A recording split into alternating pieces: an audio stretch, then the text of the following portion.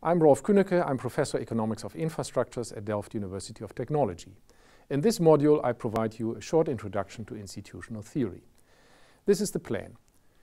First, I will refer to the case of charging infrastructures in the Netherlands. I will provide you some definitions of basic concepts and notions. And finally, we will conclude that institutions matter. The case of the e-charging infrastructure in the Netherlands is a very interesting one. The Netherlands has one of the most dense charging infrastructures worldwide. The policy of the Dutch government is very much oriented towards the market model, the stimulation of profitable business models. Public parking facilities are only provided if necessary. This e-charging infrastructure should be mainly developed on private premises, home facilities, or semi-public facilities like parking lots of shopping malls or restaurants. In this module, we would like to address the question, what is the impact of such institutional arrangements on the development of the e-charging infrastructure? And we can assess this question with with this institutional economic theory. What are important notions and concepts of these institutional economic theories? I would like to address three issues: the assumptions about human behavior, transactions and transaction costs, and the notion of institutions. Let's start with the assumptions of human behavior. Institutional economics assumes that actors are bounded rational, so decisions are based on incomplete and asymmetric information. Actors do not have complete information about what happened in the past or what will happen in the future. There might also be actors that have more information than others, so the information is asymmetric and incomplete. Second, actors have to be aware that third parties might develop opportunistic behavior, as Oliver Williamson calls it, self-interest seeking with guile. So if there is an opportunity, actors might try to gain more profits at the expense of others. And if we analyze activities between actors, we have to take these characteristics into consideration. Under these conditions, optimization of solutions is not possible. We do not have complete information, and we do have to take care of opportunistic behavior. So under these conditions, we cannot determine optimal solutions by definition.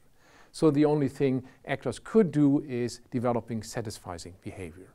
They might have certain expectations, and these expectations might be satisfied or not.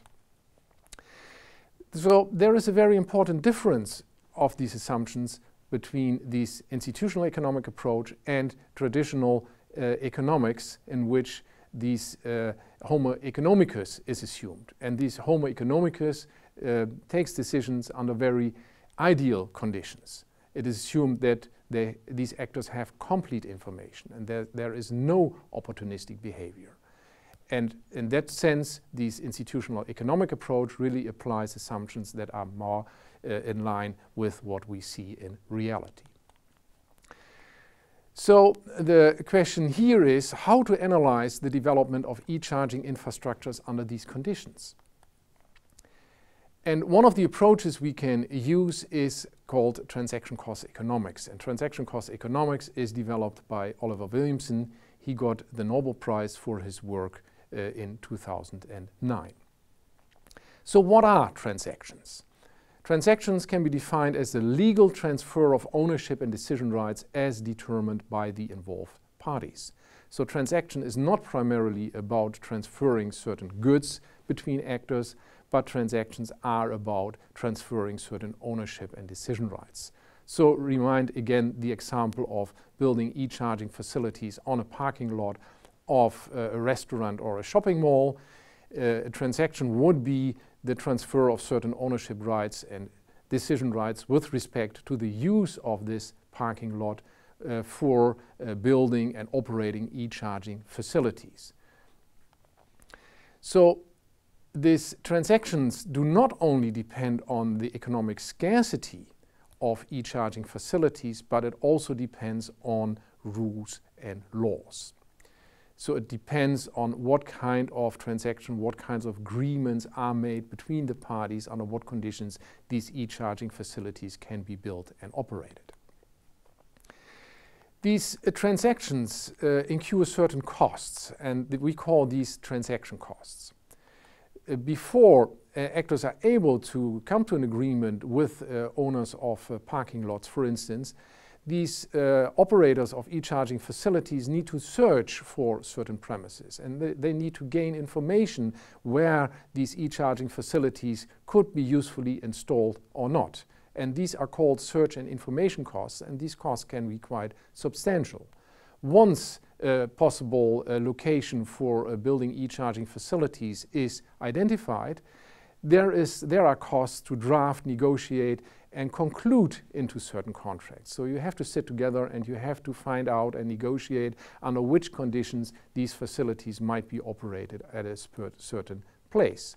And finally, once these e-charging facilities are installed and operated on a certain spot, you need to monitor and enforce the agreements you make. You need to make sure that both contracting parties live up to what they promised in their contracts. And this is also associated with costs, the so-called monitoring and enforcement costs. And these transaction costs can be really substantial, as you can imagine. These transactions just have to be constructed, and they have to be negotiated, and they have to be monitored and enforced, and some substantial transaction costs are involved in this. So if we would analyze the development of e-charging facilities, we would have to address the question how to coordinate these transactions efficiently. And economic efficiency in this sense would mean not only to minimize the production costs of building and operating these e-charging facilities, but also minimizing the transaction costs, as I just outlined. So economic efficiency in this sense would mean minimize the sum of transaction costs and production costs for the provision of e-charging facilities. And these e-charging facilities are determined by minimizing the sum of transaction costs and production costs. And these transaction costs especially are interesting in our case, and they are strongly determined by different institutional arrangements. And that brings us to the third concept and notion I would like to elaborate here, and that is the notion of institutions.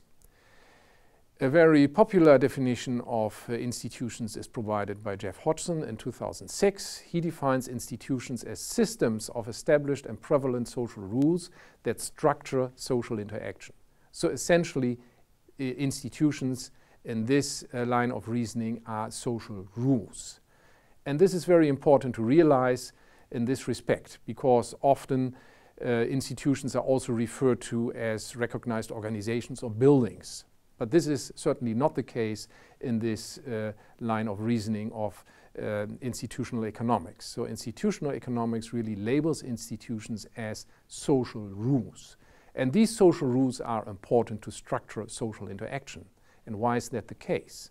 So if you would build e-charging facilities on the parking lot of a shopping mall or a restaurant, you need to make sure that your contracting partner really lives up to what you agreed in advance. For that you would need some laws and regulations, or you need certain contracts.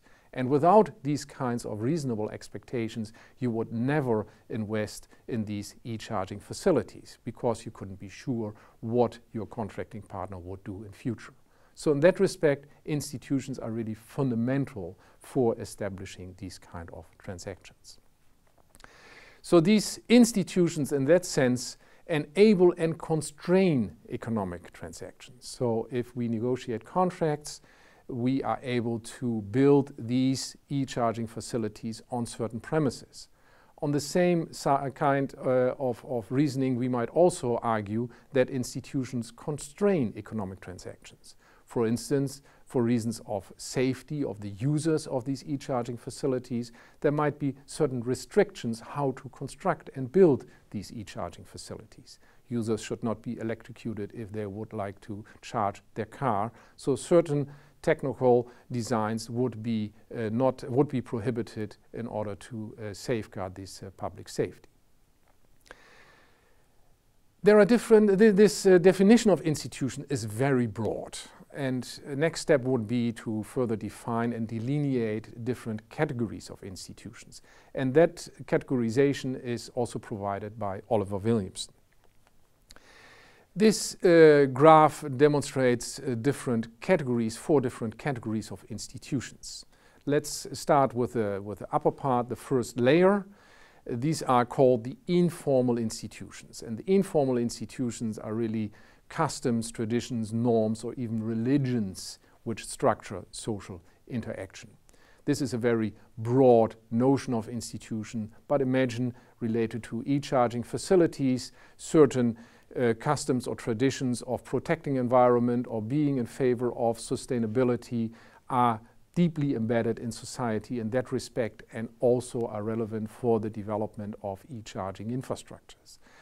These deeply embedded institutions only change very rarely.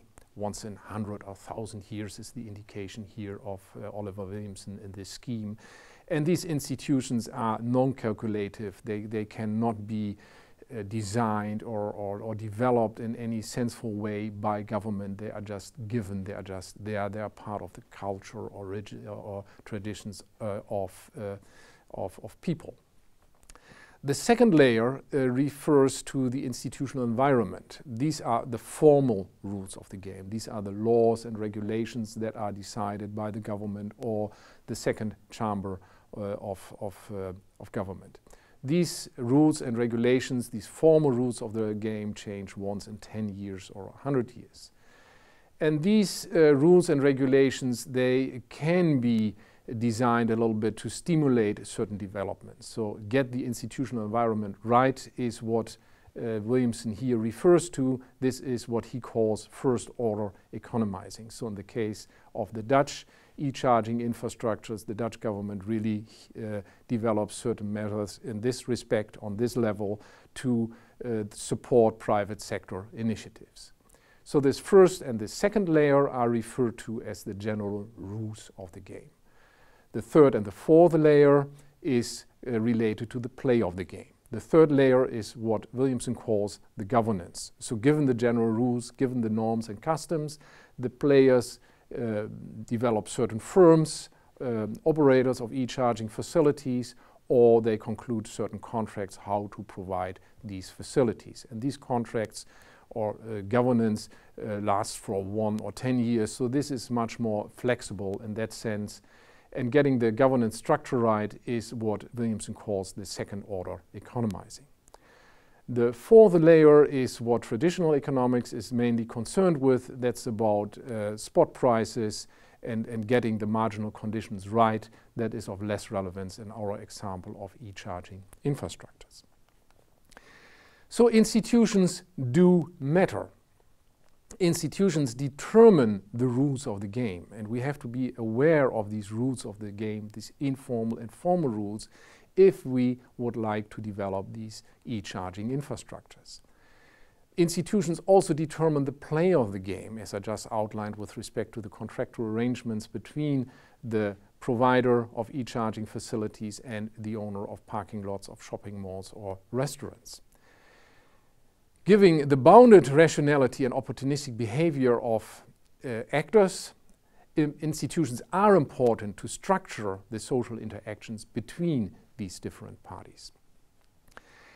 And yes, charging infrastructures can be developed under different institutional arrangements, and the question to be addressed would be which arrangements minimize the sum of production and transaction costs. Which institutional arrangements would be suitable to realize e-charging infrastructure under these conditions?